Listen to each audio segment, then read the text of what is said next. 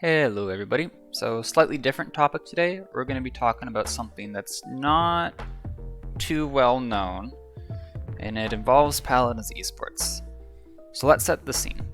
It's the end of Phase 1 of PPC, and the top two teams from each region are heading into MSI, the Mid-Season Invitational, which is more commonly called the Summer Finals. Now, because of COVID, this is going to have to be an online tournament. But that's really awkward because you have three regions across the world that are competing. You have North America, you have Europe, you have Brazil. There are also really horrible server issues happening in custom NA servers. It's awful. On the tree. Open. Alright, I'm pushing now. We have dragon coming in. He's trying to hit dragon. Watch out, Strix is in us. We weren't in there.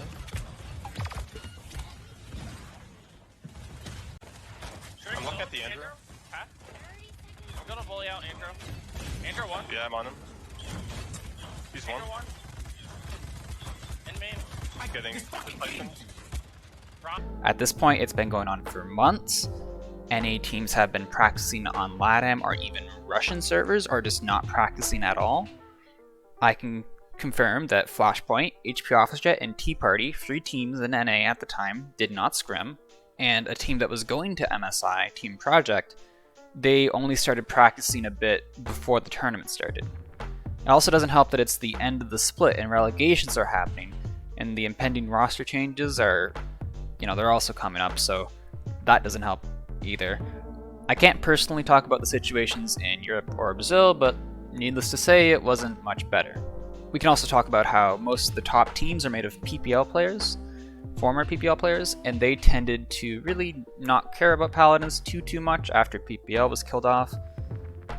Promises of 3-year contracts and Facebook gaming and Mixer and all that fun stuff. And even though they don't care anymore, they're still the best players. It will take a while, and it would take a while for the rest of the scene to catch up. So there's an issue here, right? It's that all these things are coming together and it's looking like you're not going to have a fantastic tournament. So HiRez decides to solve this problem by making the prize pool even for every team. If you finish in first place, you get the same amount of money as last place. I think the amount ended up being like 9k per team. And the big thing is that they did this despite the players not wanting them to. So you have multiple top level players who don't care anymore because you killed PPL. You have awful servers that have no competitive integrity, that have been like that for months despite constant reports and suggestions from PPC as a whole.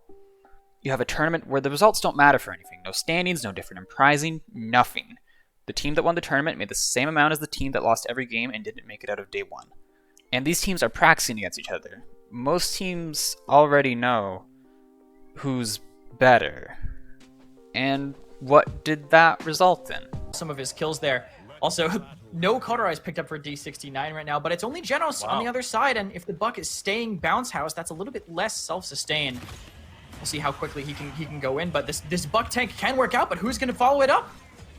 He goes in aggressively right away, can't get much, but he's keeping two people locked down just with his presence, so it has to be, you'd think, a favorable trade, and what do you know, elsewhere the rest of his team capitalizes. Crency and Garafal and Exentra all in trade for Hero Project. Take that one every day of the week. It's a full wipe and a triple for Rock Monkey as Project come roaring out of the gates to start Splitstone Quarry. There was a lot of memeing in the Discord server where this was being organized. The rules state that one team per game gets to choose the server, right? Team 1 gets to choose the server, then Team 2, then the loser of the last game, and you go on until the set's over, which is standard. And for one set, one team chose to play on Japanese servers for fun, which kind of goes to show you how seriously people were taking this. I'm censoring names here because this is technically a leak. I don't care anymore. Like, all this summer finals nonsense going on behind the scenes, this wasn't public. I don't care. It's been however long. But basically the person in red is a HiRez employee, and the other messages are from non-HiRez employees.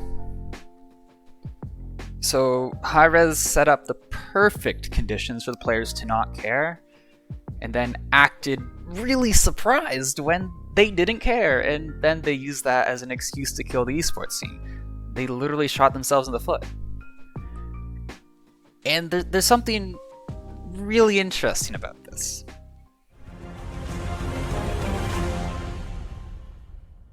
Hello, Paladins fans, and welcome to the Paladins World Championship. Aggro going to be steering you through the vast majority of this weekend. Lucky enough to be joined by Gormizer right now as we get set to kick off our Paladins World Championship. This is the Paladins World Championships, PWC. It was the end of the year tournament a few months after the summer finals. PWC had fewer players who didn't care. A lot of them had quit or been relegated at this point. You can only play a game you don't care about for so long before you either leave or someone who does care replaces you. PWC had better servers, not great, maybe not even good, but better. And it had something worth playing for, both in the terms of cash prizing and the fact that this was the World Championships, right? You got a title. You got the title of best in the world. And you can get into, it was like technically 3 smaller tournaments and it was regional and the Paladins Regional Championship, right? And you could also talk about how that was despite most of the players, again, wanting an actual world championship with every region competing, but regardless of that, because of the, fewer players who didn't care, better servers, and something worth playing for, we got the highest quality Paladins esports in all of PPC. We had good games with people that cared on teams that grinded, and it was fucking awesome. We got evidence that if HiRez listened to the players and did something as simple as make a tournament have prize money instead of participation money, they'd get a quality esports scene. But apparently that wasn't enough. And the esports scene was still called off a few months later. I would usually put my sources in the description for a video like this, but all the discords that this happened in and the website where this was announced, all that stuff does not exist anymore. It's gone. You're just going to have to take my first-hand account and the word of the 90-plus players who were in PPC at the time. If there are any corrections, they will be in the description in the first line. So yeah, if you enjoyed watching Paladins Esports or watching the YouTube and Twitch content that pro players used to make, or know any of the benefits that having an esports scene brings, or maybe feel a little sympathy for the community that poured their heart and soul into grinding the game and the devs spat in their face, I hope this was a little insight into why the esports scene was killed. Allied Strong put it best. Hope you enjoyed.